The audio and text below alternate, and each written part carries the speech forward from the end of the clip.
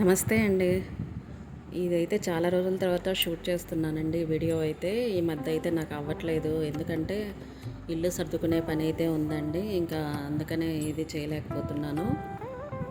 ఇదైతే కరివేపాకు ఇట్లా అయితే నేను అంతా తీసేసుకొని ఇట్లా అయితే డబ్బాలో వేసి పెట్టేసుకుంటాను. నాకు 10-20 రోజుల పైనే వచ్చేస్తుందండి ఫ్రిడ్జ్లో పెట్టేసుకుంటే.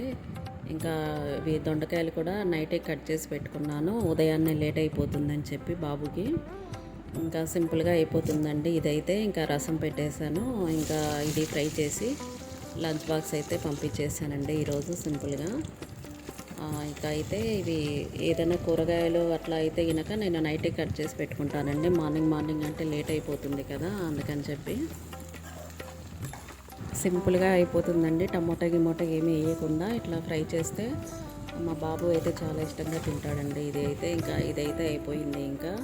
ఇంకా రోజు కొంచెం కొంచెం అయితే సామాన్లు అయితే ప్యాకింగ్ చేసుకుంటున్నామండి ఇల్లు ఖాళీ చేయడానికైతే. ఎంత సర్దినా అవ్వట్లేదండి. చూడడానికి ఏమీ సామాన్లు లేనట్లే ఉన్నాయి, కానీ ప్యాకింగ్ చేసేటప్పుడు అయితే తీస్తూ ఉంటే వస్తున్నాయండి కొన్ని అయితే గినక. ఇంకా ఇంకా ఎక్కడికైనా షిఫ్ట్ అవ్వాలంటే చాలా తలనొప్పి అండి అసలు. ఇక మాకైతే 3 ఇయర్స్కి ఒకసారి కంపల్సరిగా మేమైతే మారుతూ ఉండాలంటే పోస్టింగ్లు వస్తుంటాయి కాబట్టి కంపల్సరిగా 3 సంవత్సరాలకు ఒకసారి అయితే మేము ఎక్కడ పోస్టింగ్ వస్తే అక్కడికైతే వెళ్ళాలండి. ఇంకా ఇదైతే ఇవాళ వీడియో అండి.